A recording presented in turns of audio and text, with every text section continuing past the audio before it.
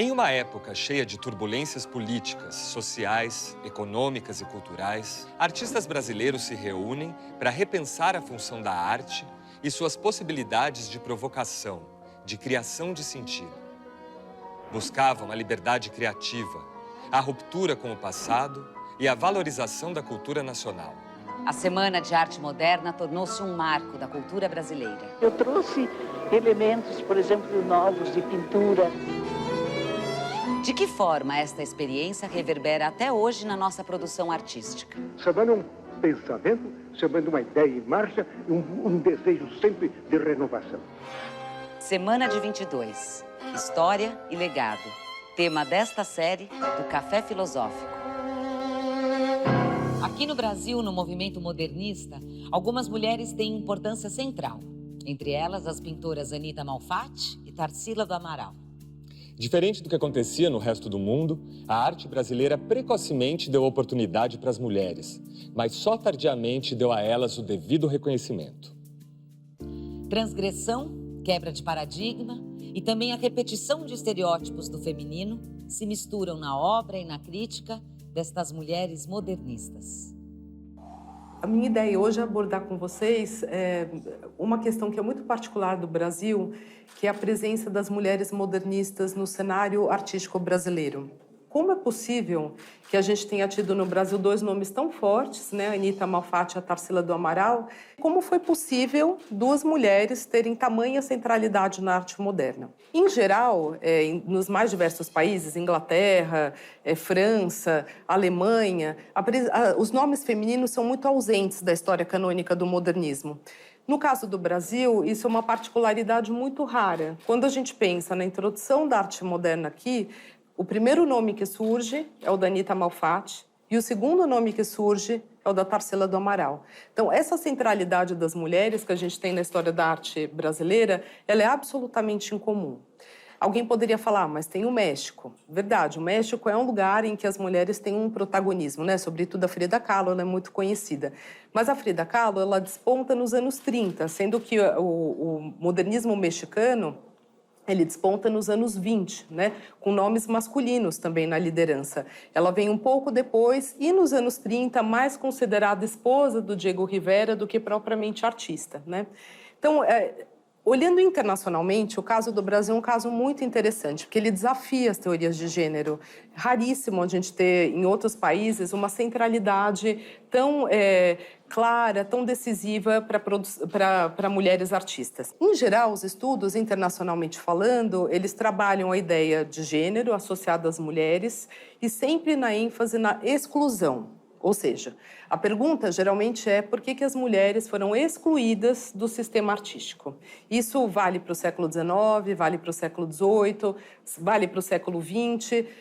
Dos anos 70 para cá, mais complicado falar disso, mas historicamente, em geral, os estudos sobre arte e gênero, eles trabalham em cima dessa chave, né? Por que as mulheres foram excluídas, que mecanismos do sistema, que dificuldade elas tiveram para acessar a linguagem, ou, enfim, que tipo de coisas acontecem no sistema que essas mulheres acabam não tendo o mesmo reconhecimento que os homens.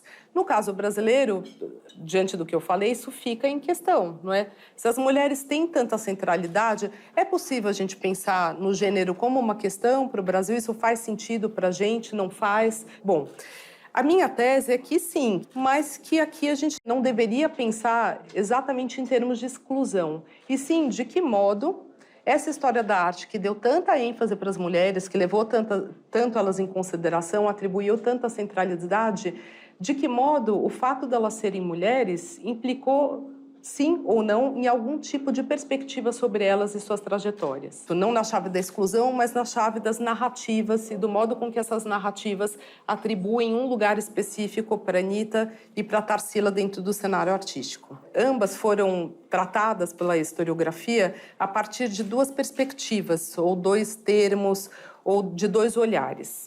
No caso da Anita, em geral, ela foi vista como uma vítima, e no caso da Tarsila do Amaral, ela foi vista como uma musa. A tese basicamente gira em torno dessas duas polaridades, vítima, mártir ou musa. O terceiro caso, que é o da Regina Graz, é o caso da esposa, né? É uma artista que tinha uma produção colaborativa com seu marido e, em geral, na história da arte brasileira, ela participa como esposa do John Graça ou como irmã do Antônio Gomide, não como propriamente artista, não propriamente como autora. Se a gente for pensar, são 3 lugares em que a dimensão da feminilidade estão muito postas, né? A mártir, a vítima, a musa, a mulher bela e a esposa. Mas já nos anos 20, elas são bastante, digamos assim, sobretudo a Anitta e a Tarsila, elas são bastante centrais do ponto de vista do Mário. Mas eu vou ler uma carta que o Mário de Andrade escreve para Anitta Malfatti em 1925, quando ela está em Paris. Ele diz: sou insaciável a respeito de notícias tuas. Sou insaciável a respeito de notícias tuas. Quero saber o que fazes, o que pensam de ti. Quando algum jornal escrever qualquer coisa sobre a tua arte, não te esqueças de que faço questão de ler. É engraçado, a pintura brasileira hoje está dependendo das mulheres e nas mãos delas. Tu, Tarsila e Zina, sempre caminhando, enquanto os homens decaem. Vejam, o Mário de Andrade era o crítico mais importante de São Paulo. Tinha uma centralidade imensa na imprensa daqui e foi a coleção dele, que hoje a gente tem no IEB, foi, de fato, uma documentação muito importante do que se fazia nos anos 20. Uma carta como essa não é qualquer coisa. Agora, de que modo, apesar dele considerá-las extremamente importantes, de que modo essa importância migra para a história da arte? A Anitta Malfatti é apontada como a primeira introdutora do modernismo no Brasil, sobretudo a partir da exposição que ela fez em 1917. Entre 1910 e 1914, ela estudou na Alemanha, financiada pelo seu tio, e entre 15 e 16 ela estudou em Nova York, também com financiamento da família. Quando ela volta dessa temporada, que vale notar, não era um caminho muito comum nos modernistas brasileiros, a maior parte dos brasileiros estudava na França, e eu acredito que que em grande parte essa novidade da Anitta tem a ver com esse destino incomum dela de estudar na Alemanha e nos Estados Unidos. Quando ela volta para São Paulo, ela organiza uma exposição em 1917, que num primeiro momento teve uma boa acolhida, inclusive ela vendeu algumas obras, e depois, como muita gente sabe, passados alguns dias, o Monteiro Lobato, que era o crítico super respeitado, escreve um texto sobre ela, bastante crítico à exposição. Percebe-se de qualquer daqueles quadrinhos como a sua autora é independente, como é original, como é inventiva, em que alto grau possui umas tantas qualidades inatas, das mais fecundas na construção de uma sólida individualidade artística. Entretanto, seduzida pelas teorias do que ela chama de arte moderna, penetrou nos domínios de um impressionismo discutibilíssimo e pôs todo o seu talento a serviço de uma nova espécie de caricatura. Sejamos sinceros, futurismo, cubismo, impressionismo e tutti quanti não passam de outros tantos ramos da arte caricatural. Esse texto acabou se tornando um marco na historiografia da arte moderna brasileira. E aí que entra a questão sobre o gênero da artista, né? Por que ele se transforma num marco? Qual que é a narrativa? Que, a partir do momento que ela recebe essa crítica, em 1917, alguns jovens atuantes em São Paulo saem às páginas da imprensa para defendê-la. O primeiro deles é o de Cavalcante, que nesse momento era caricaturista e trabalhava na imprensa, então ele escreve um texto em defesa da Anitta Malfatti. E Oswald de Andrade, que era um escritor em começo de carreira, mas muito atuante na cidade de São Paulo, um promotor, também escreve um texto de defesa da Anitta Malfatti. Possuidora de uma alta consciência do que faz, levada por um notável instinto para a apaixonada eleição dos seus assuntos e da sua maneira, a vibrante artista não temeu levantar com os seus 50 trabalhos as mais irritadas opiniões e as mais contrariantes hostilidades. Era natural que ela surgisse no acanhamento da nossa vida artística. A impressão inicial que produzem os seus quadros é de originalidade e de diferente visão. A sua arte é a negação da cópia. A partir desse momento, se forma o grupo dos modernos. Di e Oswald, que não se conheciam, identificam um ao outro como posições modernas, né, na contraposição ao Monteiro Lobato. Ou seja, qual que é o papel da Anitta? Não foram as obras dela exatamente que trouxeram uma consciência moderna para São Paulo, não foi a ação deliberada da Anitta, mas sim o fato dela ter propiciado uma junção dos verdadeiros modernos. Esses homens, sobretudo de Oswald, que a partir desse momento vão constituindo um grupo esse que em 1922 vai organizar a Semana de Arte Moderna. Eu vou ler o Mário da Silva Brito como ele aponta essa presença da Anitta Malfatti. Lobato foi cruel, além de incapacitado para o mister que exercia. Lobato foi cruel, além de incapacitado para o mister que exercia. Anitta Malfatti, jovem pioneira em luta contra o ambiente social e familiar, precisava de estímulo e amparo. Lobato teve, sobretudo, não pretendido nem almejado mérito de congregar em torno da pintora escarnecida o grupo dos modernos. Ao seu lado estão muitos dos jovens que organizariam e participariam poucos anos depois da Semana de Arte Moderna. Ou seja, eu acho que aqui fica claro, a Anitta tem qual mérito? Não de trazer exatamente a arte moderna, mas de propiciar o encontro desses jovens que vão ser aqueles que vão conceber a Semana de Arte Moderna. É impressionante como essa questão da Anitta, ela ainda hoje é reiterada, ela vai sendo construída e aprisionada nesse lugar de uma vítima do Lobato. Isso se reforça nos anos 20, eu não sei se todos conhecem, mas a produção que ela faz em Paris entre 1923 e 1928, quando ela é bolsista do Pensionato Artístico do Estado de São Paulo, é um momento em que se espera que ela decole, né, na sua produção, que ela seja mais moderna, que ela abrace o cubismo, que era a grande expectativa em São Paulo, mas, ao contrário disso, a Anitta acaba, como se diz, dando um passo para trás, né? Ao invés dela radicalizar a experiência modernista, por exemplo, no primeiro ano de estágio, ela se aproxima do Maurice Denis, que foi um nome importante em 1890, nos anos 20, ele já não podia mais ser considerado um pintor de vanguarda. E ela se aproxima dele por quê? Porque, desde o começo da sua condição de bolsista, ela se interessa por fazer, como obra final, depois desses 5 anos, uma pintura religiosa, chamada Ressurreição de Lázaro. Ela está no Museu de Arte Sacra de São Paulo. É uma pintura que tende muito mais a um modernismo temperado, é uma solução de compromisso entre a modernidade e a tradição do que propriamente uma obra muito ousada.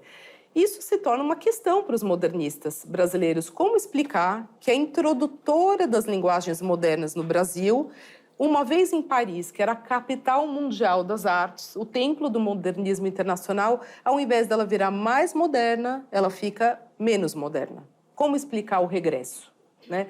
É bom a gente imaginar que nos anos 20, os modernistas não tinham ainda se consagrado e virado cânone, né? Eles estavam na batalha, eles estavam tentando se impor sobre os acadêmicos, se legitimar naquele universo artístico.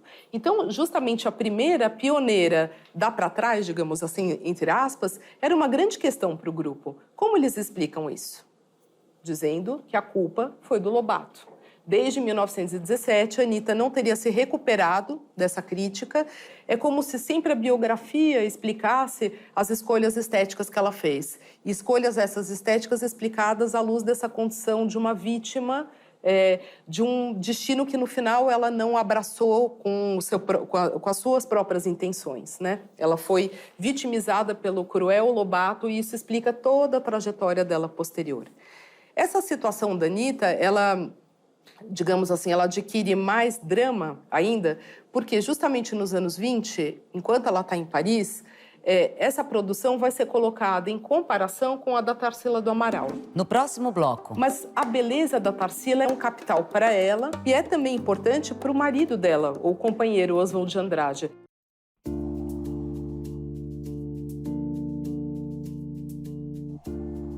A pintora Tarsila do Amaral viveu o dilema de ser vanguardista ao mesmo tempo em que estava submetida aos valores de sua época. Seus críticos estavam preparados para verdadeiramente enxergar sua obra? E o quanto sua obra consegue escapar de expressar o que se esperava de uma mulher de seu tempo? A Tarsila se forma em 18, num colégio em Barcelona. Ela passou toda a vida dela estudando no exterior. É importante dizer isso porque essa memória que ela fala da fazenda, de Campinas, eu acho que é bem residual e é uma ilusão um pouco posterior, já que ela passou quase toda a vida estudando em Barcelona. Quando ela sai, ela vem para São Paulo, se casa, se separa, vai para Paris estudar numa academia conservadora em 1920, 21. Nesse momento, ela ainda não pode ser considerada uma artista modernista. Quando ela vem para São Paulo, de volta, depois dessa temporada primeira em Paris, ela conhece a Anitta dentro de um curso que elas faziam no ateliê do Elkins. É nesse momento, na verdade, graças sobretudo também à Anitta e a esse circuito modernista de São Paulo, que a Tarsila do Amaral entra no cenário modernista. Em 23, ela também vai para Paris. Ela está ali lado a lado com a Anitta, percorrendo universos diferentes, né? Mas ela também vai passar uma boa temporada em Paris, como muitos brasileiros estavam lá nessa época. Mais de uma dezena de artistas brasileiros está em Paris durante os anos 20. Se a gente contar os músicos, vai para mais de 2 dezenas. Então, é um momento realmente em que Paris é muito central para a gente entender a história da cultura brasileira. Bom, enquanto a Anitta tem essa solução mais conservadora, a Tarsila do Amaral, em Paris, ela vai estudar com Léger, com Lyotte, e ela vai radicalizar uma trajetória muito moderna. Radicalizar no sentido de que ela vai abraçar o cubismo e vai realizar obras-primas, né, nesse momento, como A Negra, 1923, o seu autorretrato, e diversas obras da fase dela, talvez mais importante, que é a fase pau-brasil. A partir desse momento em que ambas estão em Paris, as duas artistas mulheres, e mesma geração, mesmo sexo ou gênero, mesma nacionalidade, no mesmo lugar, né, é normal, digamos assim, é esperado que se compare uma a outra. Enquanto uma, digamos, vai para trás, que é o caso da Anitta, fica mais conservadora, a outra justamente abraça as vanguardas modernistas mais desejadas pelos colegas de geração no Brasil. Vejam, aquele nu que ela faz mais convencional é um nu que é de 1 ano antes da Negra, né? Eu acho que é interessante olhar as imagens contrapostas, porque a gente percebe, quando a gente fala de uma radicalização da pesquisa, no intervalo de 1 ano, ela muda completamente o estilo e realiza uma produção bastante moderna, tanto no exterior quanto no interior, né? E tem realmente êxito. Também, só uma data que me vem à cabeça, em 1926, ambas fazem as primeiras exposições em Paris. Enquanto Tarsila era uma mulher muito rica e muito bem relacionada e faz a sua exposição na Rue La Boétie, que era a rua mais chique de Paris, né? A Anitta Malfatti tem que custear a própria exposição numa galeria muito pequena, que até hoje a gente não consegue informação, chamada Galeria André. Nessa época, como hoje às vezes também, os artistas tinham que custear a primeira exposição, pagar o catálogo, pagar os críticos. Só para se ter uma ideia, o catálogo da Tarsila é um catálogo enorme, luxuoso, e quem faz o texto é o Blaise Cendrap, né, o texto de apresentação. Então, vocês entendem que a Tarsila realmente ela se coloca no ambiente francês, o dinheiro, as relações ajudam. E é importante dizer isso porque nem sempre eu acho que isso é bem recebido, porque desmistifica um pouco esse mito da Tarsila para nós. Ela é um emblema nacional e eu não estou contestando isso. Inclusive, acho que a Negra é uma das melhores obras já feitas na arte brasileira. Mas a Tarsila investiu muito na construção dela mesma como uma musa da arte moderna brasileira.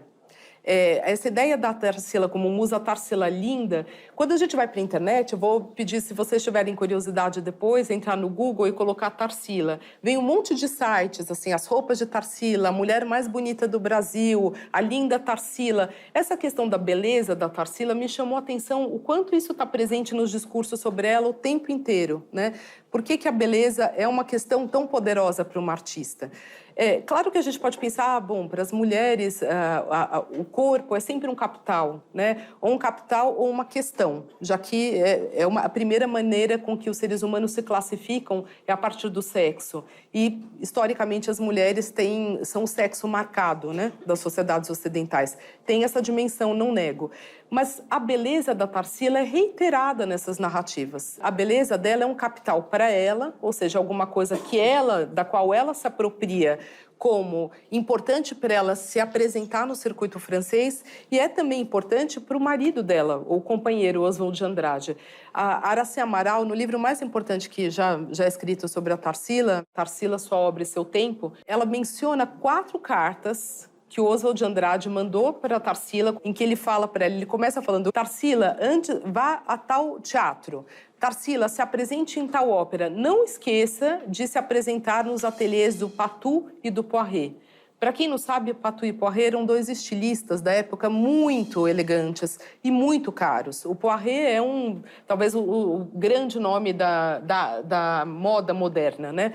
Não se estranha que o seu marido, um poeta, pensando em você no exterior como artista, insista em todas as cartas para ela ir em ateliês de modelistas tão caros e tão elegantes, isso ser uma questão? Ontem fui com Betita a um baile na ópera. Fiz sucesso como mulher linda e dei um passo importantíssimo na minha carreira artística, porque fui convidada pelo senhor Maurice de Valef, diretor do jornal Paris Midi e uma das figuras mais importantes da imprensa daqui, para realizar a minha exposição no grande salão de festas do Le Journal. A beleza da Tarsila, a vestimenta da Tarsila, o investimento no corpo da Tarsila e na sua projeção mundana era uma coisa importante para ele e para ela. Essa é uma imagem muito conhecida da Tarsila, de 1923, que é o autorretrato. Ela pinta essa imagem exatamente no mesmo ano que ela pinta a Negra. Eu costumo dizer que é uma obra, cara e coroa, né? Enquanto a Negra é uma obra usada do ponto de vista moderno, porque retrata a brasilidade a partir de uma figuração de um corpo negro. Só lembrando que na história da pintura brasileira, se a gente pensar no século XIX, os negros são muito ausentes, tirando os viajantes lá do comecinho do século XIX, a gente tem pouquíssimas telas em que eles sejam retratados, né, ao longo do XIX. Então, a Negra é, de fato, uma obra que tem essa relevância também, né, de centralizar um corpo negro. Mas no momento em que ela vai se retratar, o que a gente vê ali? Uma mulher elegante, vestida com manteau rouge, um casaco vermelho. O título está em francês, e ela coloca autorretrato com manteau rouge. Essa marcação do francês, a gente sabe, né, a língua chique, né? Quando você quer falar uma coisa chique, você usa o francês. Nessa época era mais comum se falar francês do que hoje, mas é um marcador de classe. E a gente percebe que nessa imagem dela, a roupa é uma protagonista. Essa roupa é do Poiret, que é justamente esse estilista importantíssimo na época, sinônimo de dinheiro, bom gosto e cosmopolitismo. E a gente percebe que no autorretrato dela não tem nenhuma marcação de brasilidade, né? O que a gente vê aí é uma mulher elegante, bela, moderna e rica. Eu acabei comparando imagens de mulheres modernistas feitas em outros países, né, para entender até que ponto isso é comum, isso é incomum. E eu posso dizer para vocês que é incomum. A maior parte das grandes artistas modernas dessa geração, nos seus autorretratos, justamente elas explodem a beleza do próprio corpo.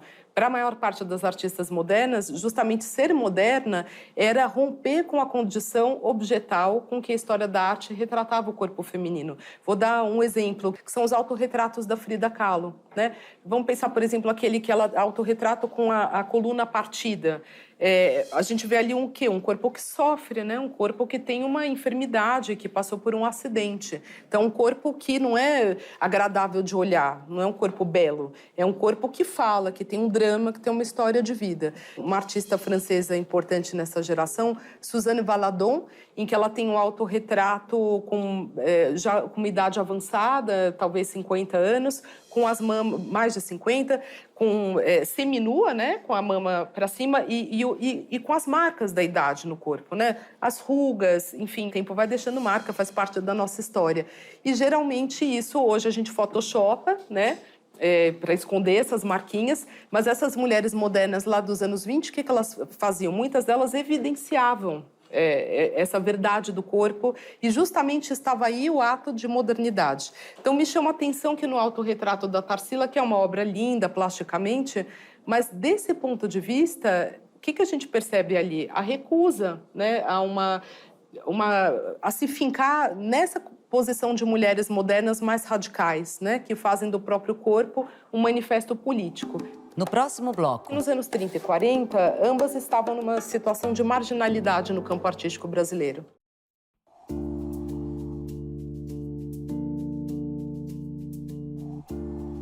Queremos uma Eva ativa, bela, prática, útil ao lar e na rua, dançando tango e datilografando uma conta corrente, aplaudindo uma noite futurista, e vaiando os tremelicantes e ridículos poetaços de frases inçadas de termos raros como porco-espinho.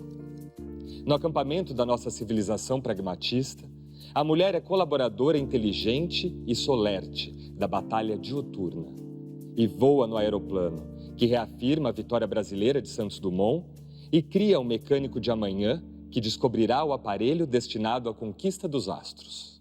No texto do modernista Menotti Del Picchia, o ideal da nova mulher. Na realidade, do pós-semana de 22, temos suas protagonistas, Tarsila do Amaral e Anita Malfatti, sendo esquecidas da memória nacional. É curioso, porque elas têm essa centralidade nos anos 20. De fato, nos anos 20, sobretudo pensando nos textos dos críticos, como o Mário de Andrade, elas são consideradas muito centrais. Nos anos 30 e 40, elas perdem completamente a centralidade dentro da história da arte brasileira, e essa centralidade é retomada entre 1962 e 1972. Né? Então, justamente entre o quarto aniversário da semana, os 40 anos da semana e os 50 anos da Semana de Arte Moderna. Entre 62 e 72 que se dá, de fato, essa consagração dessas mulheres artistas. E nos anos 30 e 40? Onde que elas foram parar, gente? Isso é muito impressionante na história da arte brasileira, porque é como se elas desaparecessem. Uma só pintou nos anos 10, outra só pintou nos anos 20, mas não é verdade. Ambas estavam absolutamente ativas no campo artístico brasileiro, continuaram pintando, continuaram expondo, só que são obras que hoje a gente mal vê, são muito pouco conhecidas.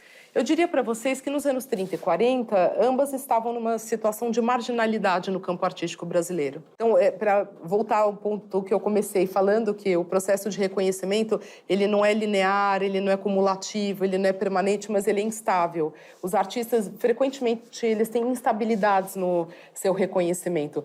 Vocês já perceberam agora mesmo? Alguns artistas falam, nossa, tal artista... Há 5 anos atrás, ele fazia tanta coisa, nunca mais ouvi falar. Né? Isso acontece, essa instabilidade do reconhecimento é muito comum. Nos anos 30 e 40, Anita e Tarsila estavam realmente numa situação, embora ativas, trabalhando em São Paulo, numa situação de marginalidade. 2 provas sobre isso. Primeira, todo mundo sabe que a Era Vargas trouxe uma oficialização do modernismo. Né? Então, com o governo varguista, se tem, de fato, o modernismo, pelo menos algumas vertentes, o modernismo carioca, a escola arquitetônica carioca, e uma parte da produção pictórica de São Paulo, sobretudo Portinari, foram consagrados, foram colocados na situação de artistas oficiais, né, do Brasil. Muitos artistas receberam encomendas de obras para construir pinturas, esculturas, obras arquitetônicas. Anita e Tarsila não receberam nenhuma encomenda de obra pública durante o período varguista. Isso é um sinal, não é? De que elas não tinham exatamente muito prestígio nesse momento. E o fato, para mim, que foi mais importante é que o MoMA, o Museu de Arte Moderna de Nova York, no começo dos anos 40, manda um emissário chamado Kirsten para o Brasil, para a Argentina e para o México. Ele vem para cá, para a Argentina e para o México, para comprar obras de artistas latino-americanos para construir o núcleo da coleção de arte latino-americana no MoMA.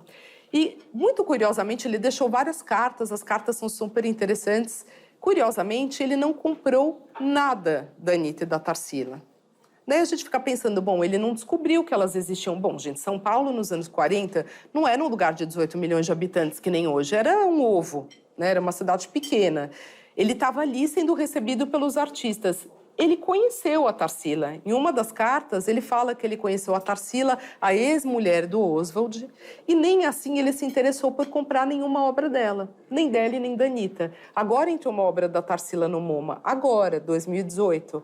Portanto, se nos anos 30 e 40 elas estão trabalhando, mas não são centrais, bom, quando que elas viram Anita e Tarsila? Esse processo de consagração, efetivamente, de Anita e Tarsila é algo que começa entre 62 e 72. A gente pode dizer que são nesses 10 anos, a comemoração dos 40 anos da semana e nos 50 anos da semana, que, de fato, elas são alçadas à condição de grandes pioneiras da arte moderna no Brasil. Nos anos 50, esse lugar não estava dado, só parênteses, a primeira Bienal, 1951, né? A Bienal é talvez a coisa mais importante no campo da arte brasileira, né? Em termos de projeção internacional. 1951, a Tarsila não é convidada. Ela não é uma artista convidada. Ela manda as obras como quem estava iniciando aqui no meio artístico. Ela, entendeu? Enfim, isso é um rebaixamento da condição dela enorme. Eles se dão conta disso um pouco depois, e depois ela passa a ter uma sala especial. Quando vai haver uma primeira retrospectiva das duas? Na Bienal de 1963, na 7ª Bienal. Então, nesse momento, a gente tem uma sala retrospectiva para uma e para outra. Entre 62 e 72, montes de coisas acontecem no campo artístico brasileiro. A gente tem, por exemplo, a primeira tese sobre a Anita Malfatti, feita pela Marta Rossetti Batista, ex-professora do IEB, que faleceu, deixou um trabalho incrível. A gente tem a publicação do primeiro livro sobre a Tarsila, feito pela Aracy Amaral, Tarsila, Sua Obra e Seu Tempo. A gente tem muitas monografias escritas sobre outros artistas modernistas no Brasil. E a gente tem um investimento enorme dos meios de comunicação de massa na construção dessas duas artistas como as grandes musas do modernismo. Um comentário que eu não tenho como não fazer, importante, já que a gente está falando da semana, a Tarsila é considerada musa, ela vai sendo escrita por essa historiografia, pela imprensa, como a musa do modernismo no Brasil, a musa da semana. Mas a Tarsila nunca fez parte da Semana de Arte Moderna de 22. Nessa época ela estava em Paris. Então é uma construção mítica em torno dela, mas que ela, enfim, ela não participou da semana. Mas elas são construídas como pessoas centrais nesses textos. Não apenas nesses textos, a gente tem, enfim, revistas, a capa da revista Veja da época sobre a Tarsila, enfim, a revista Época sobre a Tarsila também, tem toda essa produção do mass media. Além disso, e isso acho que é uma coisa que vale a pena a gente pensar, em 1968, a USP compra a coleção do Mário de Andrade. A coleção do Mário de Andrade é preciosa em termos de obras da Tarsila e da Anita. Ao comprar essa coleção do Mário, que dá um espaço enorme para essas mulheres, o que a gente tem? O Estado chancelando um gosto pela arte moderna e um lugar para essa arte moderna a partir do crivo do Mário. Até então, o Estado só tinha comprado uma coleção inteira, que era do Major Sertório, que deu origem ao Museu Paulista, isso no final do século XIX. Entre o final do XIX e 1968, a gente tem muito tempo em que o Estado não faz esse investimento. Em 1969, o Estado fez de novo esse investimento, o Estado de São Paulo, comprando a coleção do Guilherme de Almeida, que hoje está musealizada na Casa Guilherme de Almeida. Enfim, no intervalo de um ano, a gente tem duas coleções de modernistas que estão sendo legitimadas, compradas pelo Estado. Entre 69 e 73, o GEAPAC, que eu não sei se vocês já ouviram falar, mas é um grupo de trabalho ligado a Secretaria do Estado de São Paulo, que fez a coleção do governo do Estado, o Palácio do Governo do Estado no Morumbi, que tem também uma sede em Campos do Jordão, que é justamente onde a gente tem uma coleção imensa de Tarsilas do Amaral. Isso é uma coisa interessante da gente pensar. Até 69, a maior parte das obras da Tarsila estava com ela, não tinham sido vendidas. Essas grandes obras, por exemplo, Operários, estavam ali com ela. Né? Quem que vai comprar isso? O governo do Estado de São Paulo. Outra coisa que acontece nesse período e que é muito interessante na história da arte brasileira é que o Estado autoritário, sobretudo o Estado pós-68, pós-AI-5, mas não diretamente ligado à questão política, mas sim a uma questão de política econômica ou política cultural fomentada pelo Estado autoritário, ele fez uma coisa no Brasil que foi, até onde eu sei, a única vez que isso aconteceu, ele criou linhas de aquisição financiadas pelos bancos brasileiros para compra de arte brasileira, comprando em várias vezes, como a gente compra carro, sei lá, pagando em 48 vezes, com juros muito mais baixos do que da casa própria, por exemplo, se faz a mesma coisa para o mercado de arte. Isso realmente fez com que crescesse no Brasil, durante o governo autoritário, um mercado de arte brasileira. É a época dos marchands, dos leilões, e que se começa a realmente criar coleções de arte brasileira no Brasil. Quais vão ser as obras preferidas dos colecionadores brasileiros? Adivinhem. A arte moderna brasileira. Por quê? Maior parte dos artistas tinha acabado de morrer. Portinari tinha morrido há pouco tempo, Vicente do Rego Monteiro, Antônio Gomide. O que acontece, portanto, com a produção desses artistas? Ela estava toda estocada, em geral com as próprias famílias ou com os próprios artistas, porque a gente não tinha mercado.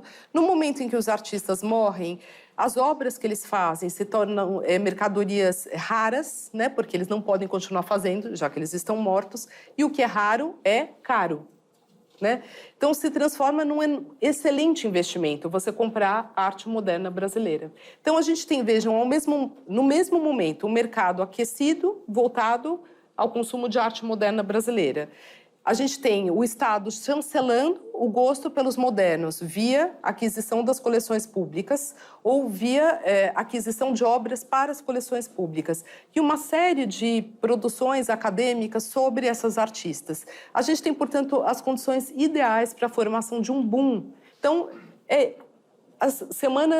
os 50 anos da semana, em 1972, tem essa conjuntura, né, de mercado, Estado e academia juntos, o que é muito raro, valorizando essas artistas. Tem um texto da Ana Teresa Fabres, que é uma professora aposentada da USP, em que ela diz o seguinte, de que, de fato, a Semana de Arte Moderna, ela não apresentou obras muito modernas. Quando a gente olha o que foi exposto na Semana de Arte Moderna, seja no campo da pintura, seja no campo da música, na literatura acho que menos, né? Talvez seja onde as descobertas modernas, as rupturas fossem mais avançadas. Mas se a gente pensar no campo da música, a música apresentada não era exatamente moderna.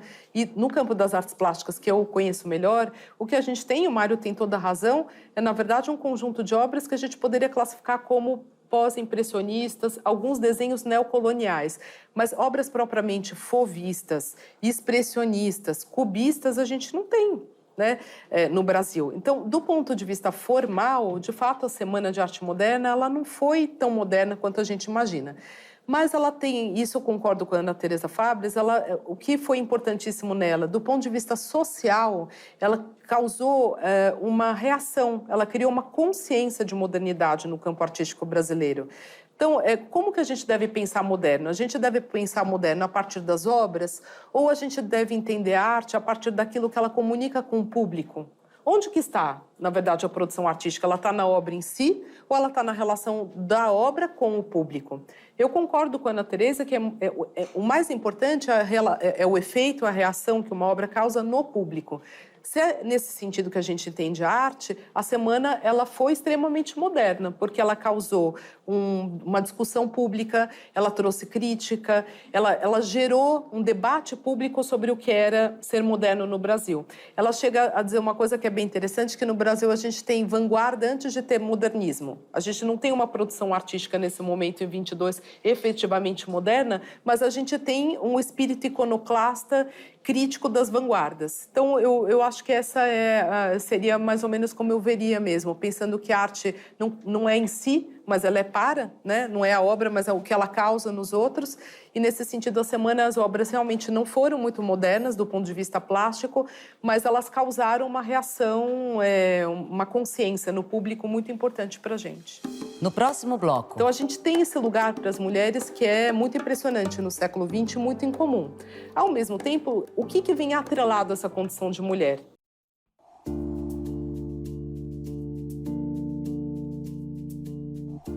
Nas décadas de 60 e 70, as lutas feministas se intensificam no mundo. E uma das principais figuras do feminismo, Simone de Beauvoir, afirma: não se nasce mulher, torna-se. Mas no mundo das artes, quem nascia mulher não tornava-se apenas uma artista.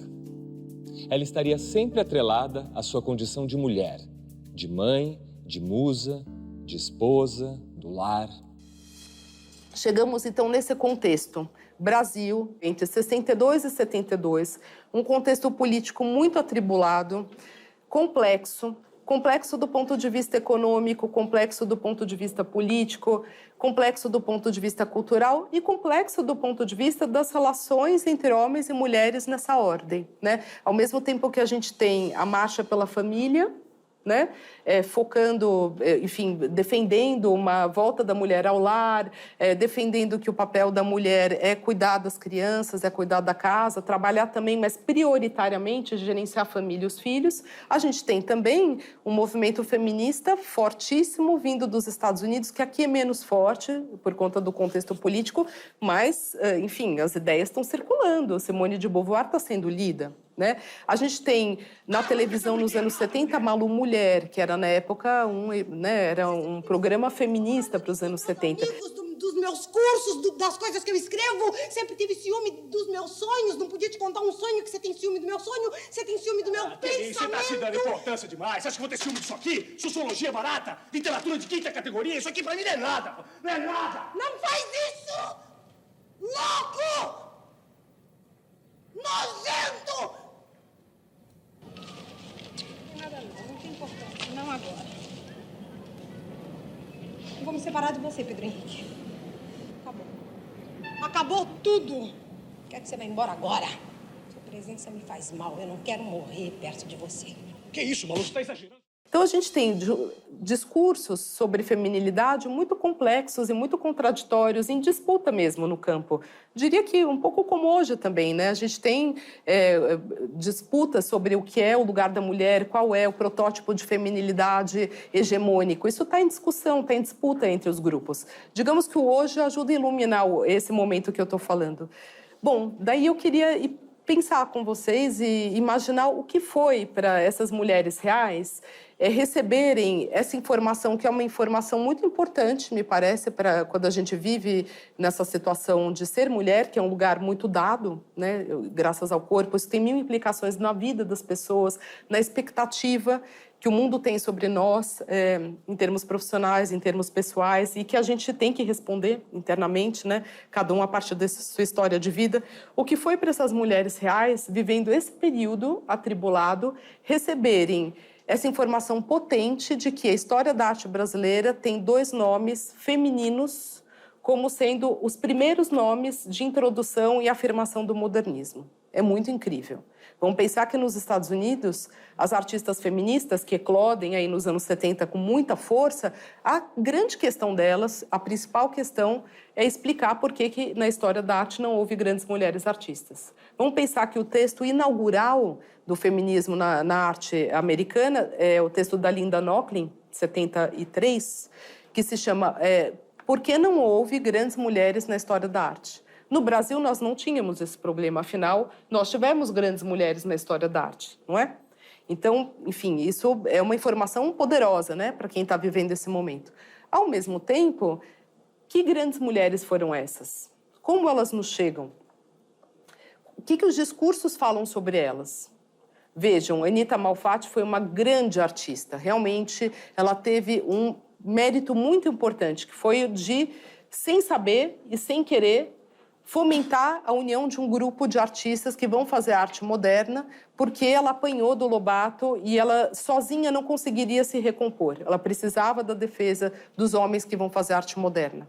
Ela é o estupim da consciência, como dizem, mas vocês percebem que ao mesmo tempo é muito contraditório isso, porque ao mesmo tempo que a gente tem a afirmação dessas artistas, a gente tem a afirmação de um discurso que nega essa autonomia incisiva no caso da Anita. E no caso da Tarsila? Bom, Tarsila não foi a primeira, mas ela foi a mais importante. A primeira é a Anita, mas a grande artista moderna dos anos 20, a primeira que fez uma obra moderna e nacional, que era justamente a busca, né, dos modernistas brasileiros, foi a Tarsila. Então, ela pode ser a segunda, mas em termos de importância, ela é a mais incrível dos anos 20. Bom, incrível por quê? Porque ela era linda, porque ela era elegante, porque graças a isso a gente lê, a gente ouve falar, graças à influência decisiva do Oswald de Andrade, seu marido brilhante, culto e extremamente antenado, né, com o que se fazia fora do Brasil, ela fez a fase mais importante da sua produção, que é a fase pau-brasil. Como se explica nessas narrativas aquelas obras da Tarsila do Amaral mais acadêmicas, né? Como se explica esse voltar atrás, sobre o qual ninguém fala da Tarsila? Ela se separou do Oswald. Depois de 1929, ela se separou do Oswald e ela perdeu a fortuna. Sem marido e sem dinheiro, ela não era ninguém. Não é? Então, o que eu quero dizer com isso? Que é muito complexo isso, porque ao mesmo tempo que a gente tem essa centralidade única, eu acho, tirando talvez a Rússia, que me parece que é o único caso em que as mulheres das vanguardas estiveram realmente ombreadas aos homens e tiveram uma centralidade de igual para igual, todos os outros casos, Estados Unidos, França, Inglaterra, tirando o caso da literatura, né, que a gente tem a Virginia Woolf, que é muito impressionante, muito particular, mas no caso das artes plásticas não tem o equivalente a Virginia Woolf, Alemanha, Itália, Portugal, Espanha, Argentina, nosso país aqui do lado. Vamos pensar num nome de uma artista de pintura importante ou escultura na Argentina, no período modernista. Mas existem, por exemplo, Nora Borges, que era irmã do Borges, né? Sobre quem a gente pouco conhece, mas foi uma artista bem importante nos anos 20. Outra pouco conhecida no Brasil, mas que é, na época, importante nos anos 30, Raquel Forner. Mas aqui muito pouco conhecida, não tem projeção internacional, diferente dos outros artistas homens. Então, se a gente pensar vários países em que a gente não tem essa centralidade das modernas, no Brasil nós temos. Isso coloca o feminismo como talvez uma questão anacrônica ou menos importante para a gente. Eu digo isso porque é curioso como no Brasil o feminismo no campo das artes plásticas ele não tem uma boa acolhida. E, não obstante, a gente tem muitas artistas mulheres numa posição de relevância impressionante. Se a gente for hoje ver quem são os artistas mais importantes, Lígia Clark está sempre liderando, né? Com Hélio Oiticica. Então, a gente tem esse lugar para as mulheres que é muito impressionante no século XX, muito incomum. Ao mesmo tempo, é isso que eu queria frisar, o que vem atrelado a essa condição de mulher? Tanto no caso da Anitta quanto no caso da Tarsila, me parece, essa é um pouco a minha tese, que os discursos sobre feminilidade reiteram uma situação subalterna, né? Num caso é a vítima, no outro caso é a musa, né? Em nenhum dos dois casos elas são artistas, né? Que escolheram aquela produção, que tem um projeto intelectual. Quando a gente faz uma análise mais dos homens, por exemplo, do Portinari, o tema costuma ser qual é o projeto intelectual do Portinari, como ele se manifesta ao longo da sua produção. Por que no caso das mulheres a gente escapa para a biografia, né? Por que a gente explica a Anitta pela crítica do Lobato ou a gente explica a Tarsila, que é até pior, pelo fim do casamento com Oswald, né? Por que é o casamento que explica e não uma decisão e não um projeto intelectual? Então, é como se as mulheres fossem aprisionadas nessa biografia, que é uma biografia, no fundo, que reitera certos clichês e estereótipos. Ainda sobre essa questão do feminismo na arte brasileira hoje, eu fiz um trabalho mais recentemente, faz acho que 2 anos, com uma pesquisadora do Sul. A gente comparou com outros países, a partir de livros, né, de sociologia da arte, em especial um livro de um sociólogo chamado Alain Keman, que eu indico muito, que se chama Les Superstars de l'Art Contemporain, quer dizer, as grandes estrelas, né, da arte contemporânea. Ele pega os 100 artistas mais comentados e mais caros no mercado internacional e faz uma análise em que fica muito claro que os artistas nascidos na periferia, como a gente, por exemplo, né, nos países periféricos, ou as artistas mulheres ocupam as posições mais inferiores nesse mercado internacional das artes. Então, existe uma questão de gênero e de origem na valorização dos artistas. Só que, no caso brasileiro, isso não funciona. Quando a gente pega os 10 artistas brasileiros mais caros no mercado internacional, 7 são mulheres, entre eles a Tarsila. Se a gente fosse transformar esse número, 70% dos artistas mais consagrados no mercado internacional brasileiro são mulheres. Isso contraria todas as pesquisas internacionais. E isso faz com que também a gente se coloque em questão se, de fato, essas teorias para a gente podem ser usadas desse jeito ou não. Se não é o caso da gente repensar e entender que talvez aqui a gente precise trabalhar gênero, feminilidade de uma outra maneira. Não em termos de exclusão, mas sim em termos da potência dos discursos, né? O que eles colocam sobre expectativas para homens e mulheres de maneiras diferentes. Mais reflexões no site e Facebook do Instituto CPFL e no canal do Café Filosófico no YouTube. O tropicalismo é um dos movimentos que retoma a centralidade do Oswald por tabela da Tarsila como, enfim, expoentes para se pensar uma arte contemporânea no Brasil, né, como ruptura, uma ruptura ligada à ideia de brasilidade.